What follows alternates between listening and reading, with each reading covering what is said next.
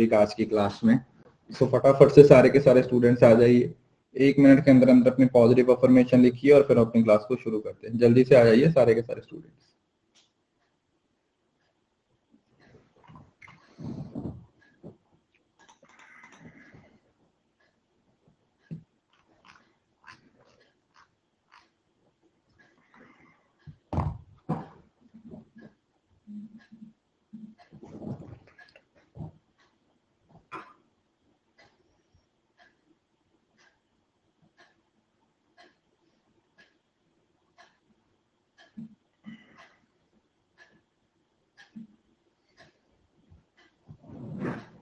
Ma'am बढ़िया जी, आप बताइए।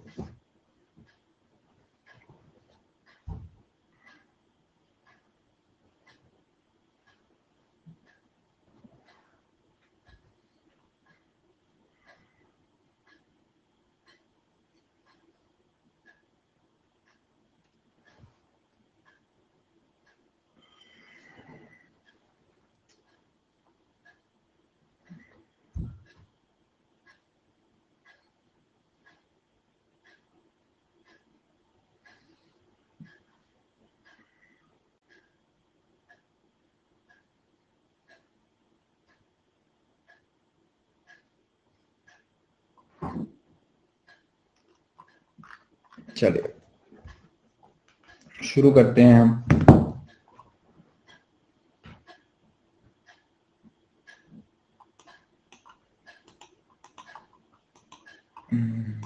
कल हम थे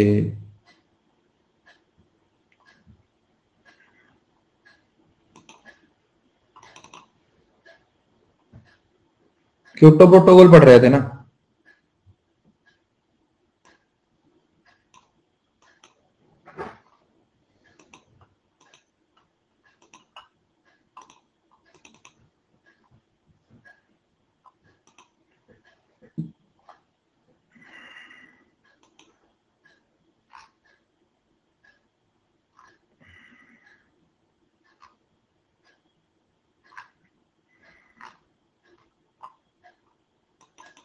हम इस वाली स्लाइड पे थे, ठीक है जी।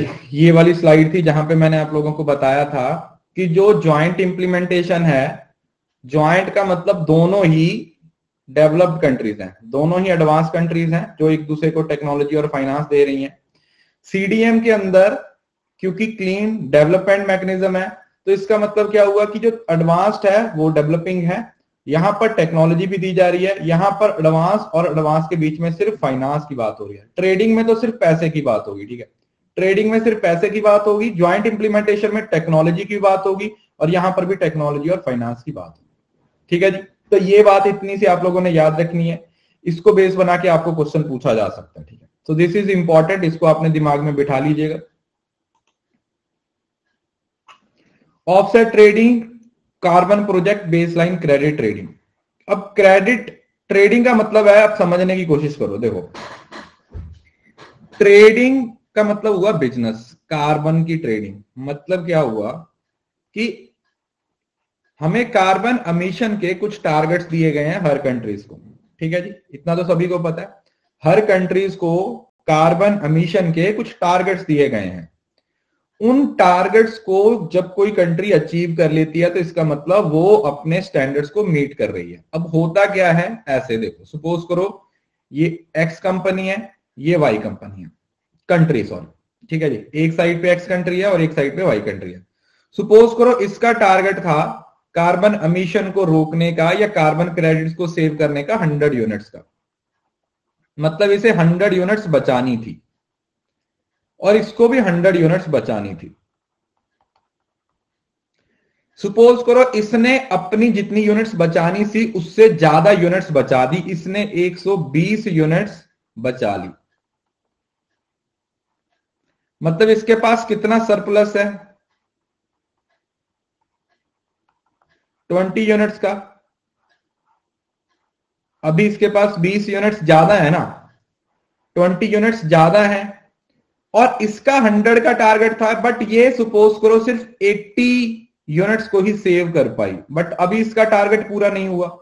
तो अब ये क्या करेगी, ये इससे 20 यूनिट्स खरीद लेगी और इसके लिए 20 यूनिट का इसको अमाउंट पे कर देगी। इससे होगा क्या, इस वाली कंट्री को पैसे में हेल्प हो जाएगी, है ना। जिसने ज्यादा बचाया उस कंट्री को अमाउंट में मतलब पैसे में हेल्प हो गई, और जिस कंट्री के पास कम था उसने पैसा तो खर्चा बट उसने अपना टारगेट अचीव कर लिया। This is what we call carbon trading. ठीक है जी, बात समझ में आई कि कार्बन ट्रेडिंग का मतलब क्या होता है, कार्बन को ट्रेड करना, राइट। चलिए देखो,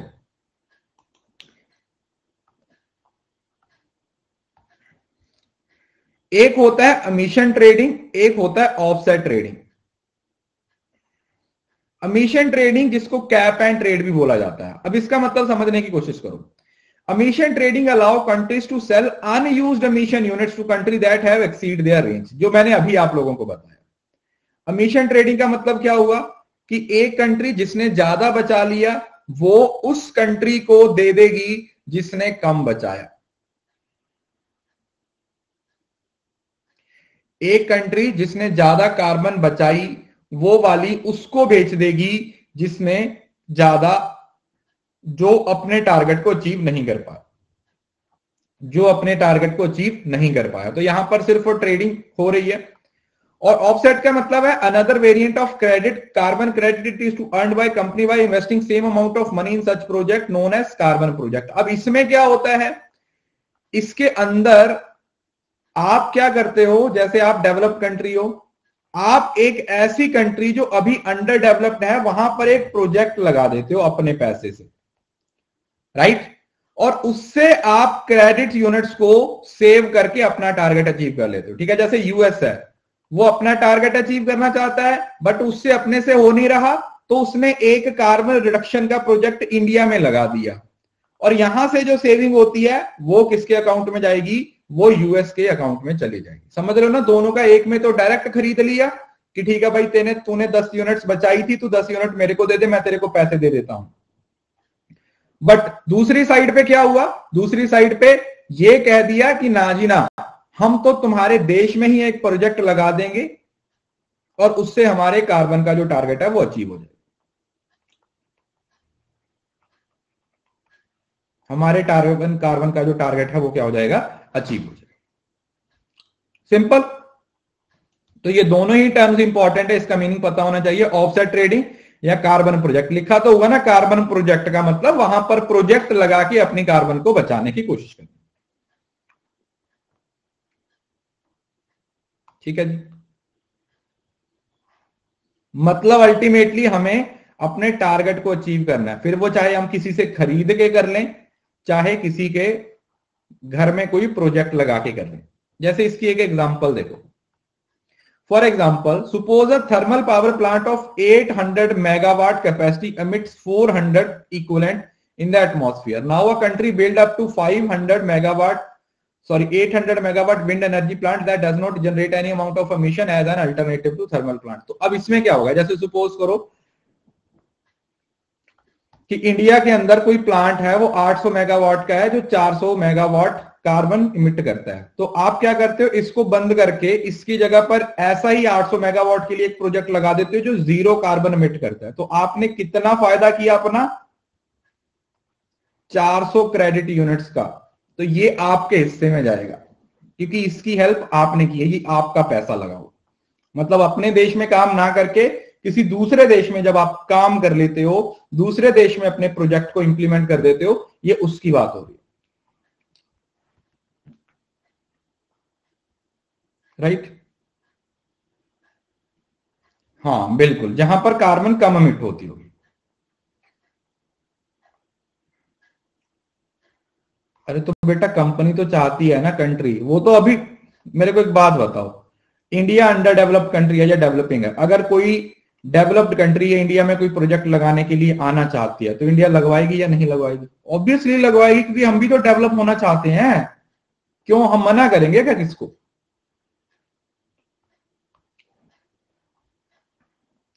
कार्बन क्रेडिट्स मतलब a permit that allow a country or organization to produce a certain amount of carbon emission which can be traded if full allowance is not used। ठीक है, carbon credit का मतलब क्या हुआ कि ये हमारे पास जितना प्रोजेक्ट है, मतलब जितना हमारा टारगेट है उससे ज्यादा जो हम बचा लेते हैं उसको हम क्या करना है, हम आगे सेल कर देते हैं।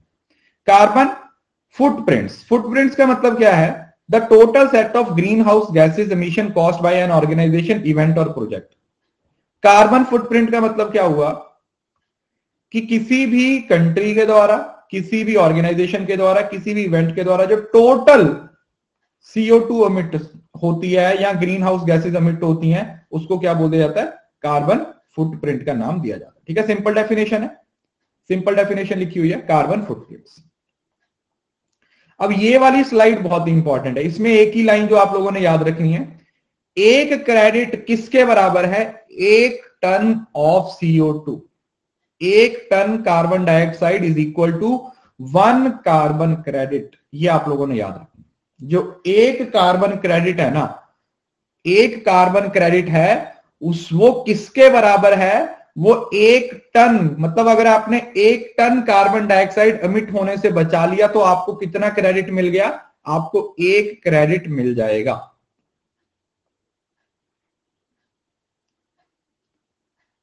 Right, 1 ton carbon dioxide is equal to 1 credit. तो अब इसके अकॉर्डिंग हर कंट्रीज को टारगेट मिलता है, इसके अकॉर्डिंग हर कंट्री अपनी पॉलिसीज बनाती है, इसके अकॉर्डिंग ही हर कंट्री आगे बढ़ने की कोशिश करती है। राइट, अब इसमें वही लिखा हुआ है, इसमें एक यही बात याद रखनी है आपने, इससे ज्यादा डिटेल में जाने की जरूरत नहीं है। हमें क्या करना है, ये वही वाले 2 प्रोग्राम है जो हमने पहले डिस्कस किए थे। 1 credit equal to 1 ton of carbon dioxide. Simple. पहला कौन सा था, जो कैप वाला था, उसमें क्या करते थे आप, क्रेडिट खरीद बेच लेते थे, और कार्बन ऑफसेटिंग में क्या करते हो, अब दूसरे देश में जाके कोई प्रोजेक्ट लगा देते हो और उस प्रोजेक्ट के थ्रू आप अपनी कार्बन को क्या कर देते हो, सेव कर लेते हो और उसका एडवांटेज आप खुद ले लेते हो। आपको लगता है कि हाँ ठीक है भाई, इसका एडवांटेज अब हमें खुद ले लेना चाहिए, जो मैंने 800 वॉट वाली जो एग्जांपल आप लोगों को बताई थी। ठीक है जी, पहले वाला ये कार्बन ऑफसेटिंग। अब कार्बन ऑफसेटिंग में क्या क्या किया जा सकता है, जैसे आप किसी दूसरे देश में जाके कोई प्रोजेक्ट लगा देते हो या फिर फॉरेस्टेशन कर देते हो, समझ रहे हो ना, पेड़ पौधे लगा देते हो किसी दूसरे देश में जाके। Are you getting the point? किसी दूसरे देश में जाके आपने कोई जंगल बना दिया, किसी दूसरे देश में आके आपने बहुत सारे पेड़ लगा दिए, या आपने रिन्यूएबल एनर्जी के बहुत सारे प्रोजेक्ट्स लगा दिए, आपने इको फ्रेंडली प्रोजेक्ट्स लगा दिए। समझ रहे ना, अल्टीमेट एम क्या है, या तो कार्बन डाइऑक्साइड को खत्म करो या फिर उसको एमिट ना होने दो, है ना, या तो उसको खत्म कर दो कि वो निकले ही ना, एमिट ही ना हो, या फिर उसको एनवायरनमेंट से निकाल दो। क्योंकि जितने ज्यादा पेड़ होंगे उतना ज्यादा ऑक्सीजन होगा, उतनी उससे कम होगा मतलब जो कार्बन डाइऑक्साइड की एमिशन होती है। एमिट का मतलब निकलना बेटा, एमिट का मतलब एमिट करते हैं ना जैसे लाइट, वो वाला। तो अफॉरेस्टेशन कर देंगे हम, डिफॉरेस्टेशन ना करके। ठीक है जी, चलिए, तो ये 2 प्रोजेक्ट्स हैं आप लोगों ने याद रखने हैं। पहला कौन सा था, कार्बन कैप ट्रेड, मतलब जब कार्बन खरीदा और बेचा जा रहा है, और कार्बन ऑफसेटिंग का मतलब जब आप उस देश में जाके क्या कर रहे हो, प्रोजेक्ट्स लगा रहे हो, पेड़ लगा रहे हो, जंगल उगा रहे हो, ताकि आपके अपने टारगेट्स पूरे हो जाए।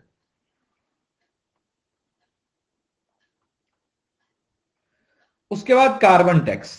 अब इसके अंदर क्या है, अब कार्बन टैक्स का मतलब क्या हुआ, गवर्नमेंट ने प्रपोज किया 2010 और 11 के बजट में कार्बन टैक्स, कि कोई भी जो इंडस्ट्री है अगर वो 1 टन कार्बन डाइऑक्साइड एमिट करेगी पर टन ऑफ वो डोमेस्टिकली प्रोड्यूस एंड इंपोर्टेड कोल, चाहे डोमेस्टिक कोल है चाहे इंपोर्टेड कोल है, आपको कितना देना पड़ेगा उसके लिए, 1 टन के लिए 50 रुपए आप पे टैक्स लगा दिया। और इस टैक्स को बाद में बढ़ा के कितना कर दिया गया था, 100 रुपए कर दिया गया। ठीक है जी, 100 रुपए कर दिया गया था। पहले 2011 में ये 50 रुपए था, फिर 2000 मतलब उसी साल के अंदर फिर इसको क्या कर दिया गया, बढ़ा दिया गया। फिर 2017 में आप लोगों को पता है कि जीएसटी आ गया था, 2017 में इंडिया में जीएसटी को इंट्रोड्यूस किया गया था। The clean energy cess was abolished. फिर उसके बाद क्या कर दिया गया था, जो 2010-11 में स्टार्ट किया था उसको खत्म करके एक नया जीएसटी कंपनसेशन सेस लगा दिया, जो 400 रुपए कर दिया गया। क्या कर दिया गया, 400 रुपए कर दिया गया। मतलब पहले 2010-11 में वो 50 रुपए था, फिर उसको उसी साल में बढ़ा के 100 कर दिया। फिर 2017 में जब जीएसटी आया तो 100 वाले को भी खत्म कर दिया गया और उसको कितना कर दिया गया, उसको 400 कर दिया गया। इससे जितनी भी रेवेन्यू होती है, इससे आप लोगों को जितना भी फायदा होता है, एक सेकंड,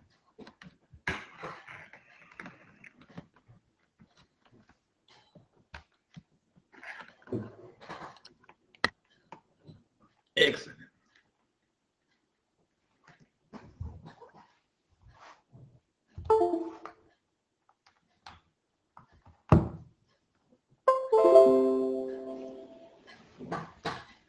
एक मिनट।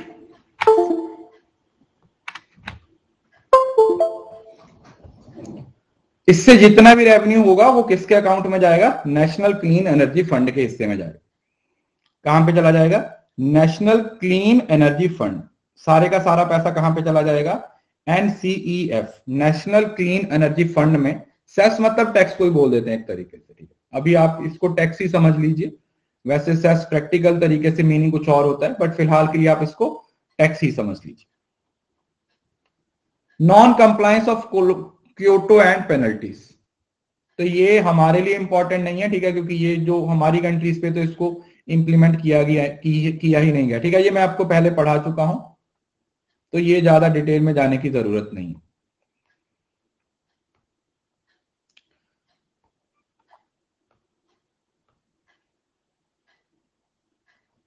जब 2012 में न्यू कमिटमेंट पीरियड आया था, ओके, श्रद्धा का जन्मदिन, ओके, श्रद्धा आपको जन्मदिन की बहुत बहुत शुभकामनाएं बच्चे। भगवान खुश रखे आपको, खूब तरक्की कीजिए अपनी जिंदगी में, और आने वाला जन्मदिन तो जेआरएफ के साथ ही सेलिब्रेट करें। आपको पता है कि 2008 से लेके 2012 तक इसका फर्स्ट कमिटमेंट पीरियड था, और 2013 से लेके 2020 तक इसका सेकंड कमिटमेंट पीरियड था। और जो 2013 का जो कमिटमेंट पीरियड था उसके लिए जो टारगेट है वो 2012 में ही डिसाइड किया गया। कौन से, दोहा राउंड में, दोहा अमेंडमेंट। दोहा अमेंडमेंट में इसके लिए कुछ नए टारगेट्स को फिक्स किया गया था। वो टारगेट्स कौन कौन से थे, अभी हम थोड़ा सा उनके बारे में डिस्कस करने की कोशिश करेंगे। कुछ टारगेट्स हैं उसको हम फिक्स करने की कोशिश करेंगे, समझने की कोशिश करेंगे। New commitment was made by annexure 1 parties, developed nations and EIT. Annexure 1 में कौन आया था, जितनी भी डेवलप्ड नेशंस थे और उसके साथ साथ जितने भी ईआईटी थे, that is economies in transition, to implement between the period of 1 January 2013 to 31 December 2022। उनके लिए ये कमिटमेंट पीरियड कब तक कर दिया गया, 1/1/2013 से लेके 31/12/2020 तक, ठीक है जी। A revised list of GHG that is to be reported by the parties during the second commitment period, जो GHG है उसकी एक revise list I. Amendment was made to update several articles of Kyoto Protocol to be made on second commitment period. The Kyoto Protocol is significant step toward the reduction of global emission regime that will allow the stabilization of GHG.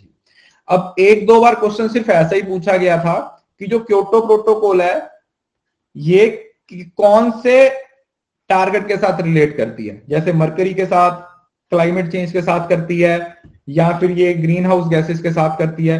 कुछ इस तरीके से question आपसे पूछा गया। तो ये भी आप लोगों को कई बार पता क्या होता है, हम डिटेल में पढ़ लेते हैं और क्वेश्चन बहुत सिंपल पूछ लिया जाता है। कई बार हम थोड़ा सा पढ़ लेते हैं और क्वेश्चन डिटेल में पूछ लिया जाता है। तो इट्स बेटर कि हम सारा पढ़ लें, फिर उससे जैसा मर्जी क्वेश्चन पूछा जाए हम उसका बड़ी आसानी से क्या कर सकते हैं, आंसर दे सकते हैं। उसके बाद आता है रेड। ये देखो, पहले REDD था, फिर REDD++ हुआ। अब इसके अंदर क्या है, पहले तो इसकी फुल फॉर्म याद रखनी है आपने। COP जो 11 थी 2005 में हुई थी, वहां पर एक कंसेप्ट इंट्रोड्यूस किया गया था, किसका, रेड का, रिड्यूसिंग एमिशन फ्रॉम डिफॉरेस्टेशन। जो पेड़ पौधे काट दिए जाते हैं ना, जो पेड़ पौधे काट दिए जाते हैं, पेड़ों को काट दिया जाता है, उससे जो डिफॉरेस्टेशन होती है और उससे फिर जो ग्रीन हाउस गैसेस का प्रभाव है वो बढ़ जाता है ना, आप समझ रहे हो ना, कार्बन डाइऑक्साइड बढ़ जाएगी, जितने पौधे होंगे वो कम होंगे, तो डायरेक्ट और इनडायरेक्ट इंपैक्ट देखने को मिलता है। तो इस वजह से एक नया कंसेप्ट इंट्रोड्यूस किया गया था, reducing emission from deforestation, RED। सबसे पहले ये RED था 2005 में, फिर इसको अपडेट कर दिया गया, एक D और ऐड कर दी गई, ये वाली D थी, इसका मतलब क्या था, डिग्रेडेशन, मतलब reducing emission from deforestation, degradation, मतलब इस डिफॉरेस्टेशन के बाद क्या ऐड कर दिया गया, डिग्रेडेशन ऐड कर दिया गया। फिर उसके बाद एक प्लस का साइन ऐड किया गया इसमें, मतलब पहले रेड, फिर रेड REDD, फिर रेड प्लस, फिर red plus. It include afforestation, poverty alleviation, biodiversity conservation and improve forest governance. अब इसका मतलब क्या हुआ कि इसने अब डिफॉरेस्टेशन के साथ साथ अफॉरेस्टेशन की बात की। किसकी बात की, अफॉरेस्टेशन की, कि हमें क्या करना चाहिए, हमें पेड़ लगाने चाहिए, हमें बायोडाइवर्सिटी को कंजर्व करना चाहिए, हमें बायोडाइवर्सिटी को कंजर्व करना चाहिए। और लास्ट में जो आज के टाइम पे चल रहा है उसमें एक और प्लस का साइन ऐड कर दिया, जिसमें जो और एग्रीकल्चर से जो एमिशन होती है उसको भी ऐड कर दिया गया।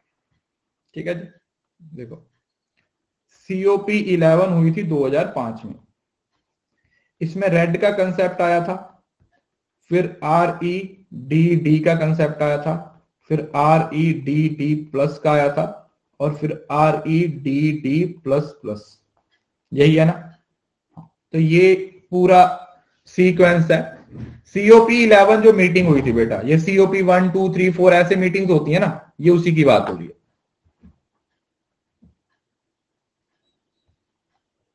राइट।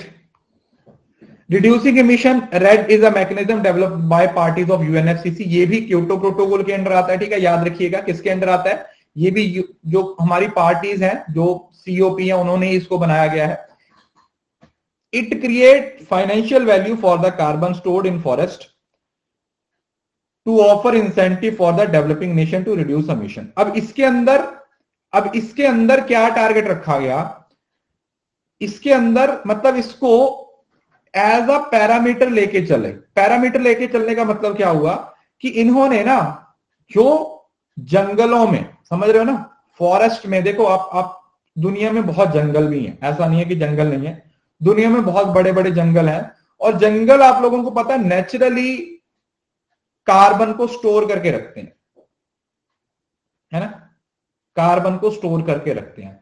तो इन्होंने एक ऐसा कंसेप्ट इंट्रोड्यूस किया RED के अंदर, जिसमें इन्होंने उन जंगलों में जो कार्बन स्टोर्ड है उसको फाइनेंशियल वैल्यू देना शुरू कर दिया। कार्बन सिंक का नाम दिया जाता है, यस, क्या नाम दिया जाता है, carbon sink.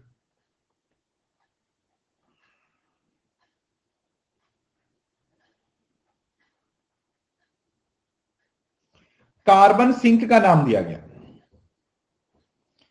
The developing nation will receive result based payment for result based action. तो उन्होंने बोला कि जो कंट्रीज इस तरीके से हमें दिखाएगी, जो कंट्रीज हमें इस तरीके से अपने टारगेट्स दिखाएगी, अपने कार्बन सिंक्स के बारे में दिखाएगी, उसको रिजल्ट के बेस पे पैसा मिलेगा। क्या मिलेगा, पैसा मिलेगा। ठीक है, जैसे इंडिया ने दिखा दिया अपना कार्बन सिंक है कि हाँ हमारे पास इतने जंगल है, इतने एरिया में जंगल है, तो उसके अकॉर्डिंग इंडिया को क्या मिलेगा, UNFCCC से कुछ मिला, पैसा मिलेगा, पेमेंट मिलेगी। It is estimated that financial flow for the GHG emission reduction from RED could be reach 30 billion per year. ये बोलते हैं कि अगर एक टारगेट के हिसाब से देखा जाए तो हर साल ये $30 बिलियन अलग अलग कंट्रीज को डिस्ट्रीब्यूट करते हैं, सिर्फ कार्बन सिंक के लिए, जो कार्बन बचाई जाती है, जो कार्बन सेव करके रखी जाती है। ठीक है जी, जो ओमिट होने से बचा रहे हैं कंट्रीज, पेड़ पौधे लगा के, अफॉरेस्टेशन करके, जो कार्बन को इन्वायरमेंट में जाने से बचा रहे हैं, उसके लिए पर कंट्री नहीं, पर वर्ल्ड के लिए, मतलब पूरे वर्ल्ड के लिए एक साल के अंदर तकरीबन $30 बिलियन ये रेड एसोसिएशन अब वो क्या कर रही है, वो डिस्ट्रीब्यूट कर रही है। अलग अलग, किसी को ज्यादा किसी को कम, ठीक है, किसी को ज्यादा मिल रहा होगा किसी को कम मिल रहा होगा, इस तरीके से, ठीक है। हाँ बिल्कुल, रिजल्ट बेस्ड का मतलब है कि आप रिजल्ट दिखाओ ना, बताओ कि आपने कितनी कार्बन सेव की है। ये बोलते हैं ना कि आप दिखाओ हमें आपने कितनी कार्बन को सेव किया। जितनी कार्बन आप सेव करोगे, जितना आप ऑफोरेस्टेशन करोगे, उसके हिसाब से आप लोगों को क्या किया जाएगा, उसके हिसाब से हम आप लोगों को पेमेंट कर देंगे। बात खत्म। उसके हिसाब से हम आप लोगों को क्या कर देंगे, we will make the payments, उसके अकॉर्डिंग हम आप लोगों को पेमेंट कर देंगे। ये ऐसा बोल रहे हैं। ग्रीन बिल्डिंग, ठीक है। उसके बाद ये एक सिंपल सा कंसेप्ट था, ठीक है, इसको डिटेल में जाने की जरूरत नहीं है। ग्रीन बिल्डिंग का मतलब समझ रहे हो ना, ग्रीन बिल्डिंग का मतलब है कि हम इको फ्रेंडली टेक्नोलॉजी को यूज करेंगे अपने ऑफिसेज में, अपनी बिल्डिंग्स में, समझ रहे हो ना, कि जैसे बड़े बड़े वो बल्ब आते थे उसको निकाल के एलईडी का इस्तेमाल करना, समझ रहे हो ना, ठीक है, इंडोर प्लांट्स को लगा देना, सीएफएल वगैरह को, जो ट्रेडिशनल जो मॉडर्न टेक्नोलॉजीज हैं उनको इस्तेमाल करना, समझ रहे हो ना। इससे क्या है कि हाँ हमारी जो पूरी बिल्डिंग है वो एक तरीके से इको फ्रेंडली हो जाती है। इको फ्रेंडली जैसे अगर आप इंडोर, अगर आप किसी ऑफिस में हो, अगर आपने वहां पे कुछ प्लांट्स वगैरह बना रखे हैं, अगर आप लोगों ने प्लांट्स वगैरह लगा रखे हैं, इंडोर प्लांट्स लगा रखे हैं, तो वहां पे ना आप जो एयर की क्वालिटी होती है उसको चेक कीजिएगा। जो प्योरिटी होता है ना, जो एयर प्योरीफायर होता है उससे, या आप अपने फोन से भी चेक कर सकते हो, आप अपने लैपटॉप से भी चेक कर सकते हो, वो अच्छी होगी as compare to external environment, ठीक है जी। बहुत सारे नेचुरल ऐसे मतलब प्लांट्स हैं, हाँ AQI एयर क्वालिटी इंडेक्स, ऐसे नेचुरल प्लांट्स हैं जो कि एयर को, हवा को क्या करते हैं, प्योरीफाई करते हैं, हवा को क्या करते हैं, साफ सुथरा करते हैं, प्योरीफाई करते हैं। ग्रीन बिल्डिंग्स इन इंडिया, ठीक है, ये इतना इंपॉर्टेंट नहीं है आप लोगों के लिए, जो चीज इंपॉर्टेंट है ठीक है वही पढ़ेंगे हम। इंडिया एट प्रोटोकॉल, पहली बात तो सबसे इंपॉर्टेंट पॉइंट तो आप लोगों को ये पता चल गया कि इंडिया क्योटो प्रोटोकॉल के अंडर आता है, बट ये अनबाउंडेड एनेक्सचर का पार्ट है ना, अनबाउंडेड एनेक्सचर का पार्ट है। क्यों? क्योंकि ये नॉन एनेक्सचर के अंडर आता है, इस पे कोई लीगली बाइंडिंग नहीं है,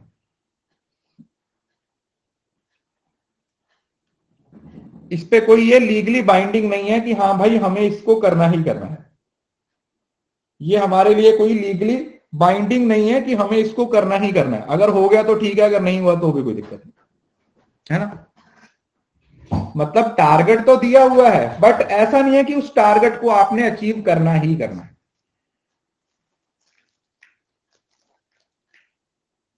ऐसा नहीं है कि उस टारगेट को आपने अचीव करना ही करना है, जबरदस्ती कोई नहीं। तो इतना आप लोगों ने इससे याद रखना। ओके, तो दोहा अमेंडमेंट मैंने आपको बताया था कि जो सेकंड कमिटमेंट पीरियड है वो कौन सा था, वो दोहा अमेंडमेंट वाला था, ठीक है जी। दोहा अमेंडमेंट वाला जो पीरियड था वो सेकंड कमिटमेंट पीरियड था। इसके अंदर आपने दो ही चीजें याद रखनी है।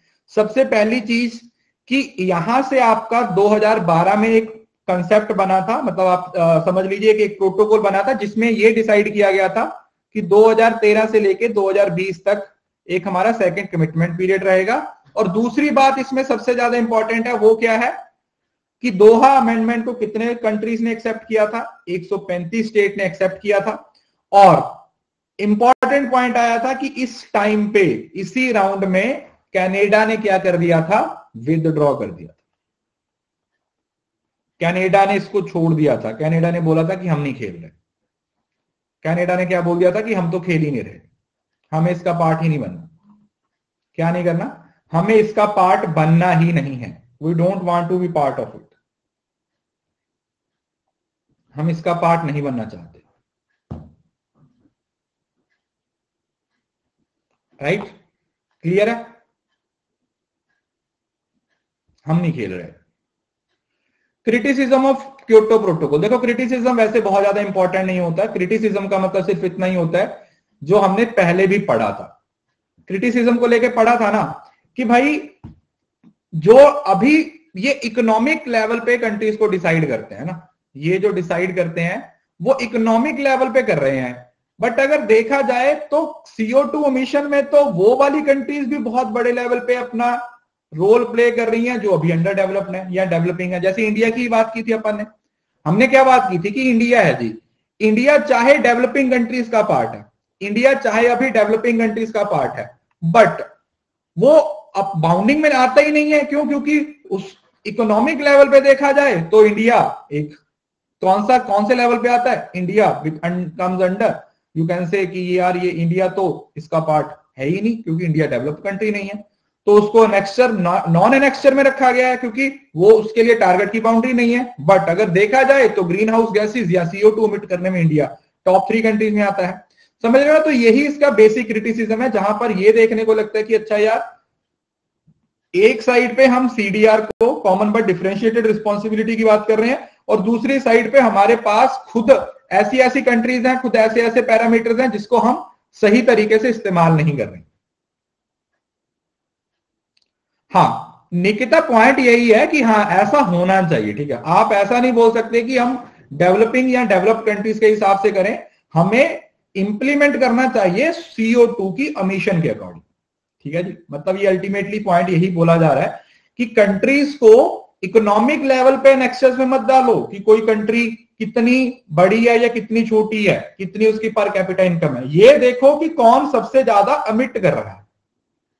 यस, इंडिया ने रेटिफाई किया था 2002 में, India ratified it in 2002। Summits Kyoto protocol, देखो इसमें 2 कमिटमेंट पीरियड की बात हो रही है। COP सबसे पहले याद रखना आप लोगों ने, 2008 से लेकर 2012 तक पहला कमिटमेंट पीरियड और 2012 से लेकर 2020 तक सेकंड कमिटमेंट पीरियड था। अब इसके अंदर ना ये पहले वाले आगे, ठीक है, नेक्स्ट 1, 2, 3 जो हमने पहले डिस्कस किए। अब यहां पर ना, यहां से आपको पेपर में क्वेश्चन पूछा जाता है, ठीक है। अभी हम इसको डिस्कस नहीं करेंगे, ये ना करंट अफेयर्स का पार्ट होता है। जब आपका पेपर आएगा ना तो हम पेपर से पहले 2-3 क्लासेस लेते हैं जिसमें हम सिर्फ स्टैटिक पोर्शन को डिस्कस करते हैं, ठीक है। लास्ट टाइम पे भी किया था, उससे डायरेक्ट क्वेश्चन आए थे कि कौन सी कंट्री सबसे ज्यादा CO2 इमिट करती है, कहां पर विंड एनर्जी सबसे ज्यादा है, समझ रहे ना, वो स्टैटिक पोर्शन है, ठीक है। आप अपने एंड से भी उसको देख सकते हो, सर्च कर सकते हो। बट फिलहाल के लिए अगर आप इसमें देखते हो ना तो सबसे ज्यादा कौन इमिट कर रहा है, चाइना, फिर आता है US और फिर आता है इंडिया। मतलब चाइना, US और इंडिया, ये तो टोटल में आ जाता है। अमिट करने का मतलब छोड़ना यार। ये फिगर्स देखो, ये ऐसे चेंज नहीं होते, रातों रात चेंज नहीं होते, ठीक है। ये पुरानी ही फिगर्स है, चाहे ये 2019 की फिगर्स है, बट ये ऐसे चेंज नहीं होते, ठीक है। ऐसा तो है नहीं कि कुछ एकदम से ही कुछ शुरू हो जाएगा। Are you getting the point? तो कोई अगर मतलब टर्म्स में भी देखा जाएगा तो बहुत बड़ा फर्क है। तो आप ये मान के चलो कि चाइना है सबसे पहले, तो फिर US है और फिर इंडिया आता है।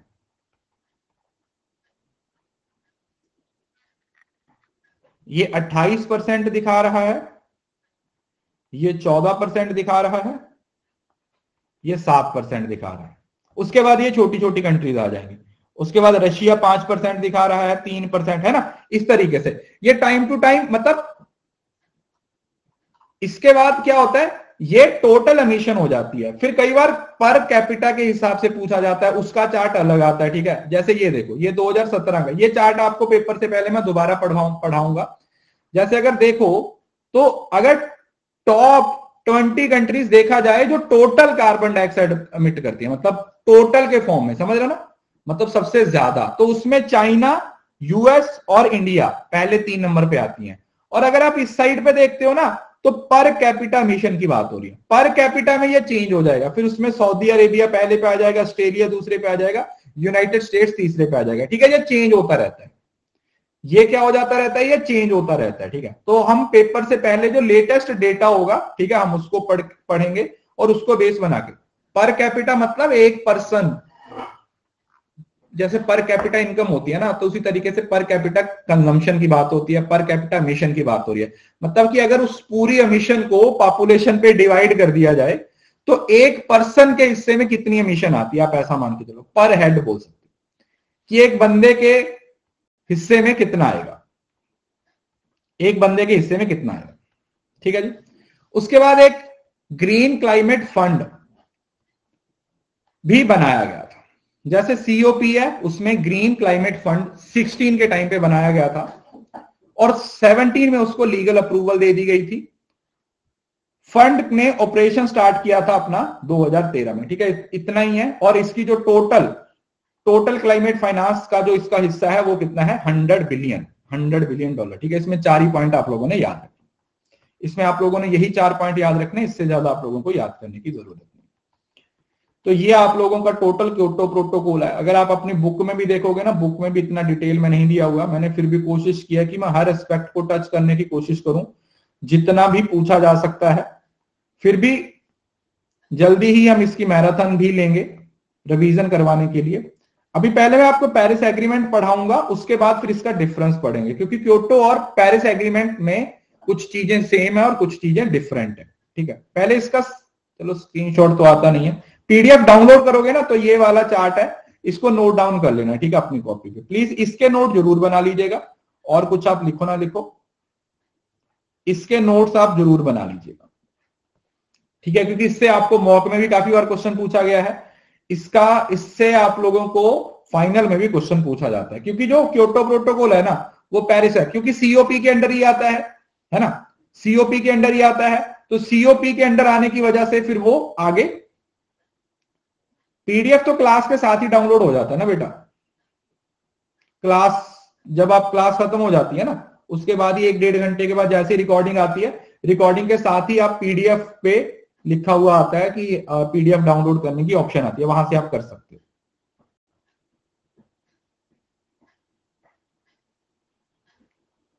देखो क्लास में अगर स्क्रीनशॉट नहीं आता तो पीडीएफ तो ऑफलाइन होती है ना, पीडीएफ से स्क्रीनशॉट ले सकते हो मेन चीजों का, है ना, पीडीएफ से तो लिया जा सकता है ना, क्योंकि वो तो ऑफलाइन सेव कर ली, वो तो आपके फोन में आ गई, फोन में थोड़ी ना कोई रोकेगा आपको।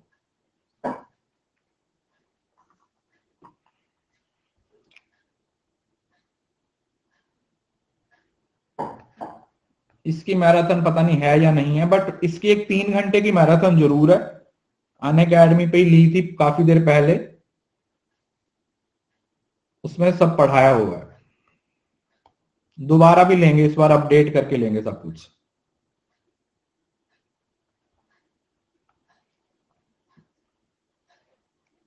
Paris COP 21। चलो अब बातें बंद, अब शुरू करते हैं हम मॉनेट्रियल प्रोटोकॉल। मॉनेट्रियल प्रोटोकॉल ऐसे करता हूं, मॉनेट्रियल को बाद में पढ़ाता हूं पहले, क्योंकि अभी पेरिस के बारे में बात करें तो हम पेरिस को पढ़ते हैं, इसको बाद में पढ़ेंगे, हम पढ़ते हैं पहले पेरिस को, क्योंकि ये क्योटो के साथ मिलता जुलता है। पहली बात तो आप लोगों ने एक बात याद रखनी है कि क्योटो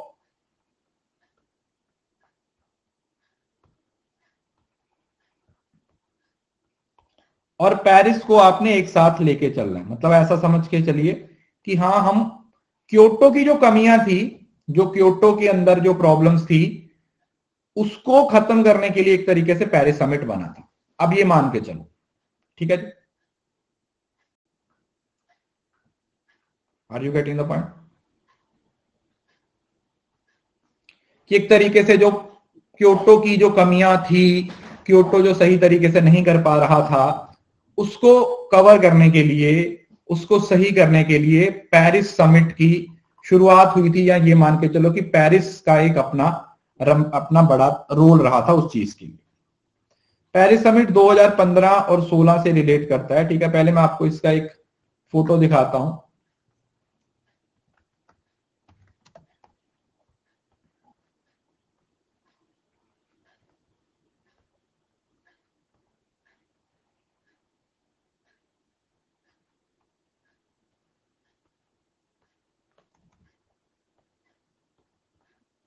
ये देखो, ये सीओपी 21 है, 2015 में हुई थी वैसे तो, बट इंप्लीमेंट हुई थी 2016 में। ये देखो, अगर आप इसको ध्यान से देखते हो ना, मैं थोड़ा जूम कर देता हूं, the Paris agreement often refer to Paris accord और पेरिस क्लाइमेट अकॉर्ड, ठीक है, इसको पेरिस अकॉर्ड भी बोला जाता है, इसको पेरिस क्लाइमेट अकॉर्ड भी बोला जाता है, इज एन इंटरनेशनल ट्रीटी, ये एक इंटरनेशनल ट्रीटी है ऑन क्लाइमेट चेंज, ठीक है। जो पेरिस एग्रीमेंट है ये भी क्लाइमेट चेंज के साथ रिलेट करती है, अडॉप्टेड इन 2015। इसको अडॉप्ट कब किया गया था? 2015 में अडॉप्ट किया गया था। और इसमें ना MAF आप लोगों ने वर्ड याद रखना है, MAF मतलब मिटिगेशन, अडेप्टेशन एंड फाइनेंस। इससे पहले जितनी भी प्रोविजन आई थी, इससे पहले जितने भी पॉइंट्स आए थे, वो सिर्फ और सिर्फ मिटिगेशन तक ही लिमिटेड थे, मतलब वो चाहते थे कि इसको खत्म किया जाए। तो ये बोलता है कि नहीं, इसको मिटिगेट भी करो, इसकी एक अडेप्टेशन भी होनी चाहिए, और साथ में इसको कवर करने के लिए अगर पैसे की जरूरत होती है तो वो फाइनेंस भी प्रोवाइड होना चाहिए, वो जो फाइनेंस है वो भी प्रोवाइड होना जरूरी है। Are you getting the point? Is it clear? तो जो पेरिस एग्रीमेंट है यही आप लोगों का पेरिस क्लाइमेट अकॉर्ड्स है, यही आप लोगों की इंटरनेशनल ट्रीटी है, किससे रिलेटेड? क्लाइमेट चेंज से रिलेटेड, जिसका अल्टीमेट पर्पस था कि हम MAF के कंसेप्ट को लेके आए, मिटिगेट करना, अडेप्ट करना और उसको फाइनेंस करना। साइन कब किया गया था? 22 अप्रैल को 2016 में। 22 अप्रैल को कौन सा डे होता है, कौन बताएगा?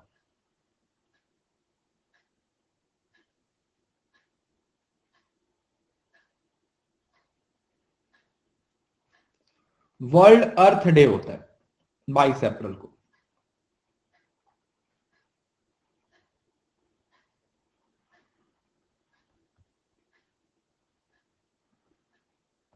World earth day. और 22 मार्च को क्या होता है?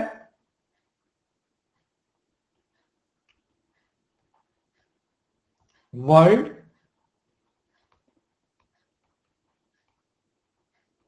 Water day.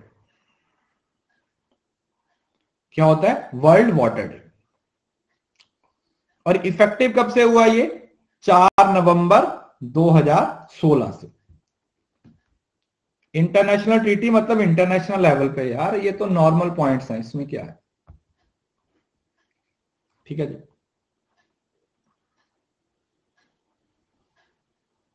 बाईस मई को क्या होता है? बायोडाइवर्सिटी डे होता है, पक्की बात है।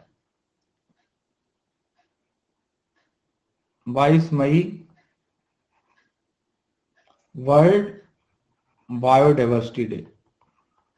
चेक कर लेना, ये मैं कंफर्म नहीं हूं।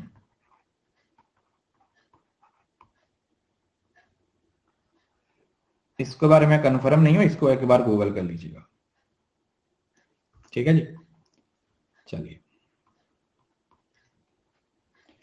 अब पेरिस समिट से पहले, प्लीज COP ही चल रही है ना, COP ही चल रही है, तो पेरिस समिट से पहले, क्योंकि पेरिस समिट COP 21 थी, है ना, जो पेरिस समिट हुई थी वो आपकी कौन सी थी? That was COP 21। ये COP 21 थी।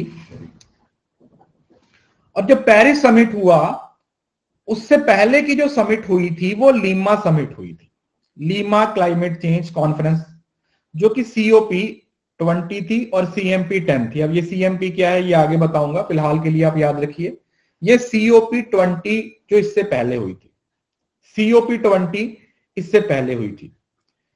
The overall objective of this summit was to limit the global temperature increased by 2030 to 2 degree Celsius above 1850 baseline और प्री इंडस्ट्रियल एरिया।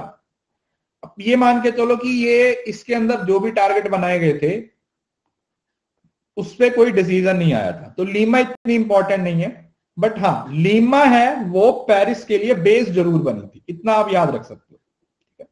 लीमा के अंदर जो भी डिसीजन लिए गए थे वो इंप्लीमेंट नहीं हो पाए, पहली बात तो ये, ठीक है जी। लीमा के अंदर जो डिसीजन लिए गए वो इंप्लीमेंट नहीं हो पाए, बट एक चीज जो यहां पर आप लोगों को देखने को मिली वो ये कि पेरिस समिट के लिए जो लीमा है वो बेस जरूर बना।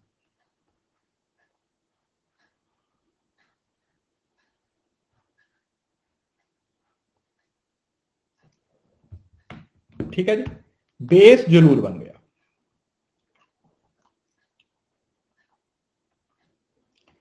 पेरिस एग्रीमेंट को साइन कब किया गया? याद रखिए, world water day, sorry world earth day 22 अप्रैल 2016 को साइन किया गया। करंटली 195 यूएनएफसीसी 195 मेंबर हैं। नवंबर 2020 में डोनाल्ड ट्रंप ने इससे विदड्रॉ कर दिया था। देखो यहां पर दो पॉइंट्स हैं, बहुत इंपॉर्टेंट है। 2020 में, क्योंकि उस टाइम पे डोनाल्ड ट्रंप था जो अमेरिका का प्रेसिडेंट था, उसने इससे विदड्रॉ कर दिया था। बट क्या यूएस दोबारा इसका हिस्सा बन गया है या नहीं? यस, बिडेन के द्वारा इसके अंदर री एंट्री लगा दी गई है 2021 में। मैं वो स्लाइड आपको दिखाता हूं, रुको।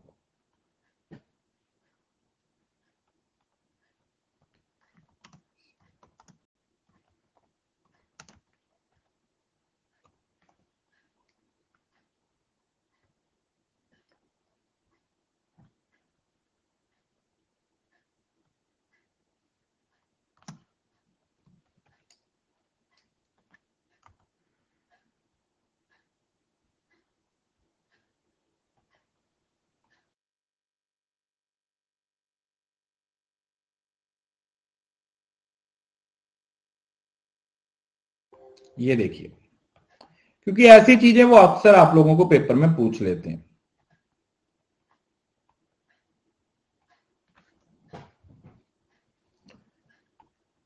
जनवरी 20, on the first day in the office, जब बिडेन प्रेसिडेंट बना, signed the instrument to bring the United States back in the Paris agreement. Per the terms of the agreement, the United State officially become a party again today. 19 फरवरी 2021 को ये दोबारा Paris agreement का हिस्सा बन गए। Okay जी, America दोबारा Paris agreement का हिस्सा बन चुका है।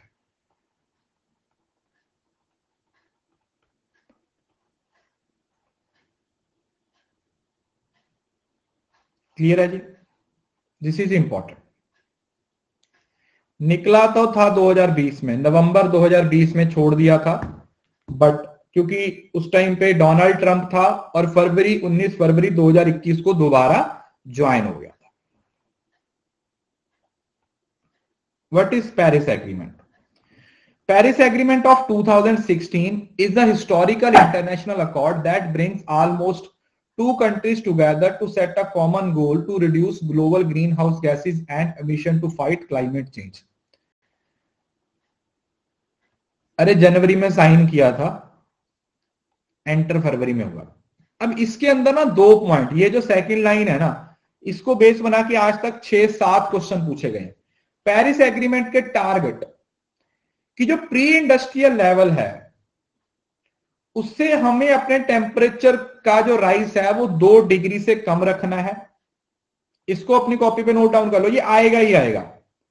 जो प्री इंडस्ट्रियल लेवल्स है उससे हमें अपने वर्ल्ड का जो इन्वायरमेंट है उसके टेम्परेचर को 2 डिग्री से ज्यादा नहीं होने देना, और जो लिमिट करनी है 1.5 degree Celsius, and limit the temperature increase even further to 1.5 degree Celsius.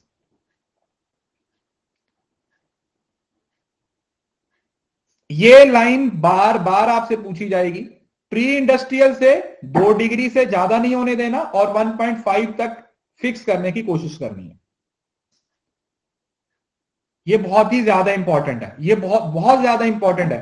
इससे बहुत सारे क्वेश्चन पूछे जाते हैं, इससे आपको बहुत सारे क्वेश्चन पूछे जाते हैं, इस वजह से ये इंपॉर्टेंट है।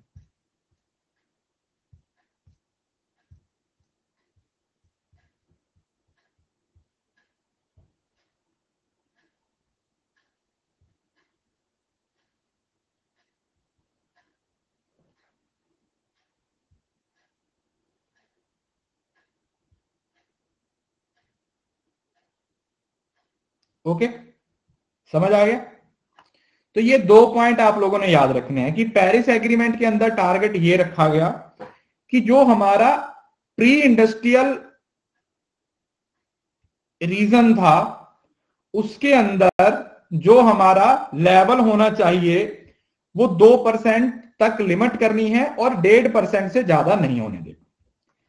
To this and each country has pledged to implement targeted action plan that will limit their green house gases emission. और यहां पर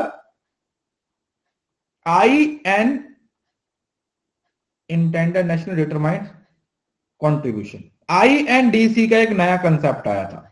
मतलब पेरिस एग्रीमेंट से आपको एक क्वेश्चन पूछा जाता है हमेशा, तो इस वजह से इसको बहुत ध्यान से समझना है। INDC intended nationally determined contribution, इसकी बात हुई थी। अब ये क्या है वो भी आगे पढ़ेंगे। अब इस स्लाइड से 2 इंपॉर्टेंट पॉइंट्स आप लोगों के सामने निकल के आते हैं। पहला कि 2016 में ये जो एक हिस्टोरिक इंटरनेशनल अकॉर्ड हुआ था जिसने 200 कंट्रीज को एक साथ लेके आए थे और इसने ये बोला था कि हाँ हम ग्लोबल ग्रीन हाउस इमिशन को क्या करेंगे, हम टारगेट करेंगे प्री इंडस्ट्रियल से 2% से ज्यादा नहीं होने देना और लिमिट करना है कितने तक, 1.5% तक, और ईच कंट्री अपना अलग अलग टारगेट फिक्स करेगी। दूसरी बात जो आपने इसमें याद रखनी है वो है पेरिस 2020। पेरिस के अंदर एक और बहुत ही इंपॉर्टेंट बात आती है वो है 20-20-20। पेरिस एग्रीमेंट के अंदर एक और बहुत ही इंपॉर्टेंट बहुत ही जरूरी बात आती है जो कि है 20-20-20। 3 टारगेट इन्होंने 2020 के अंदर कवर किए। कौन सा? पहला कि जो कार्बन डाइऑक्साइड की एमिशन हो रही है उसको कितने से रिड्यूस करना, 20% से। Carbon dioxide emission reduction by 20%। जो कार्बन डाइऑक्साइड की एमिशन है उसको 20% से रिड्यूस करना। एक तो ये इसका इंपॉर्टेंट और मेन टारगेट बन गया। दूसरा, रिन्यूएबल एनर्जी मार्केट के शेयर को 20% से बढ़ाना। अब रिन्यूएबल एनर्जी को थोड़ा ना कम करेंगे, रिन्यूएबल एनर्जी को तो बढ़ाने की कोशिश करेंगे। तो रिन्यूएबल एनर्जी को 20% से बढ़ाने की कोशिश की जा रही कि हम किसी तरीके से रिन्यूएबल एनर्जी को 20% से बढ़ा देंगे और एनर्जी एफिशिएंसी को भी 20% से बढ़ा देंगे। तो 2 चीजों को बढ़ाया जा रहा है और एक चीज को कम किया जा रहा है।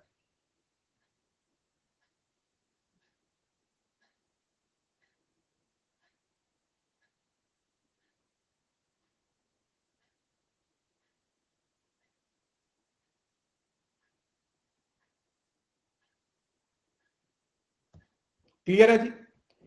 तो सारे का सारा 20% का टारगेट है। मतलब एनर्जी को कितने एफिशिएंट तरीके से आप यूज कर रहे हो। कार्बन डाइऑक्साइड एमिशन है वो 20% कम करनी है, रिन्यूएबल एनर्जी 20% बढ़ानी है और एनर्जी एफिशिएंसी है उसको भी 20% से बढ़ाना है। ठीक है जी? 6 की points in climate change agreement. 12 दिसंबर को इसको मतलब इसकी एग्जिस्टेंस आई थी और उसके बाद इसको आगे बढ़ाया गया था। INDC जो थी आगे आएगा, डिटेल में आएगा।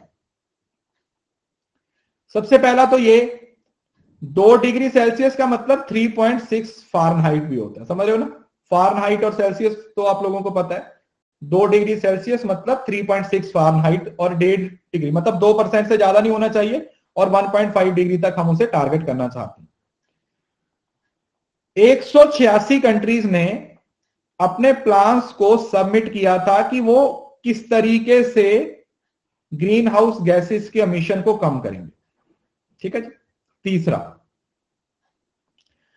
जो भी काम किया जाएगा उसको हर 5 साल के बाद क्या करेंगे, एवरी 5 ईयर रिव्यू किया जाएगा। हर 5 साल के बाद इसको रिव्यू किया जाएगा। और देन एक इंपॉर्टेंट पॉइंट 2020 है ये, क्लाइमेट फाइनेंस भी प्रोवाइड किया जाएगा। कितने का? $100 बिलियन का। मतलब एक और फंड इसके अंदर डिसाइड किया जाएगा, कितने का? $100 बिलियन। $100 बिलियन। रिच कंट्रीज हैं वो एग्जिस्ट वो करेगी, और बाकी तो इसमें कुछ खास नहीं है। ठीक है, इसका जो स्टैटिक पोर्शन है ना वो बहुत ज्यादा इंपॉर्टेंट है। ठीक है, वो आपको घुमा फिरा के पूछा जाएगा। ये तो 186 कंट्रीज हैं जिन्होंने जो इसके अंदर है, वो अपना अपना एम कैसे बनाएंगे, अपना अपना टारगेट कैसे बनाएंगे ग्रीन हाउस गैसेस को कम करने का। ठीक है, वो अपना टारगेट कैसे बनाएंगे, ये उस चीज की बात होगी। अब लीमा के अंदर आप लोगों को, इसके अंदर मैं आपको बताता हूं, ये देखो इसमें एक लाइन लिखी हुई है, ये देखो, पढ़ो। Paris agreement as oppose to the previous Kyoto protocol. मतलब पेरिस एग्रीमेंट के अंदर जितनी भी बातें की गई हैं वो सारी की सारी क्योटो प्रोटोकॉल के ऑपोजिट की गई थी, क्योंकि क्योटो प्रोटोकॉल के अंदर सीबीडीआर का कंसेप्ट आया था, कॉमन बट डिफरेंशिएटेड रिस्पॉन्सिबिलिटी, और उस डिफरेंशिएटेड रिस्पॉन्सिबिलिटीज की वजह से उसका बहुत बड़े लेवल पे क्रिटिसिज्म हो रहा था, और इस वजह से अब इन पार्टीज को लगा था कि अब हमें कुछ चेंज करने की जरूरत है। We need to make some changes, हमें कुछ चीजों को चेंज करने की जरूरत है। इस वजह से ये जो पेरिस एग्रीमेंट है ये बनाया गया, जिसके अंदर एक हर कंट्रीज को अपने अपने लेवल पे आईएनडीसी बनाने की बात की गई। एक बार तो आईएनडीसी का टाइम पीरियड ही पूछा गया था, 5 साल। INDC intended nationally determined contribution की हर कंट्री अपना अपना एक टारगेट डिसाइड करेगी, हर कंट्री अपने अपने कंट्रीब्यूशन के बारे में बताएगी कि वो कितना कंट्रीब्यूट करने वाली है 5 साल में, और हर 5 साल के बाद फिर उसको क्या किया जाएगा, हर 5 साल के बाद उसको रिव्यू भी किया जाएगा। हर 5 साल के बाद उसको क्या किया जाएगा, उसको अच्छे तरीके से रिव्यू भी किया जाएगा। राइट, इसको सीओपी यूएनएफसीसी के हिसाब से सीओपी 21 बोला जाता है, और अगर क्योटो प्रोटोकॉल के हिसाब से देखा जाए, क्योंकि क्योटो प्रोटोकॉल 2005 में आई थी ना, वैसे 2005 में आई थी, तो क्योटो प्रोटोकॉल के साथ इन कंपनीज, ये जो मीटिंग्स हो रही थी, इसको सीएमपी का नाम देना शुरू कर दिया था। ठीक है जी, सीएमपी 11 मतलब जो 2005 में, ऐसे समझ लो 2005 में क्योटो प्रोटोकॉल हुआ था, है ना, क्योटो प्रोटोकॉल क्या हुआ, एनफोर्स में आया था, तो इस टाइम पे इसको सीएमपी 1 का नाम दे दिया गया। तो जो 2016 में आई वो सीएमपी कितनी बन गई, 11 बन गई इसके हिसाब से। और अगर जो पहले वाला कंसेप्ट देखे सीओपी के हिसाब से, वो 21 थी, सीएमपी 21। ठीक है, तो ये आप लोगों ने थोड़ा सा याद रखना। अरे 1997 में तो क्योटो प्रोटोकॉल आया था, बट उसके साथ ये भी तो याद रखो ना कि इंप्लीमेंट कब हुआ था। इंप्लीमेंट तो 2005 में हुआ था ना, क्योटो प्रोटोकॉल को इंप्लीमेंट तो 2005 में किया गया था।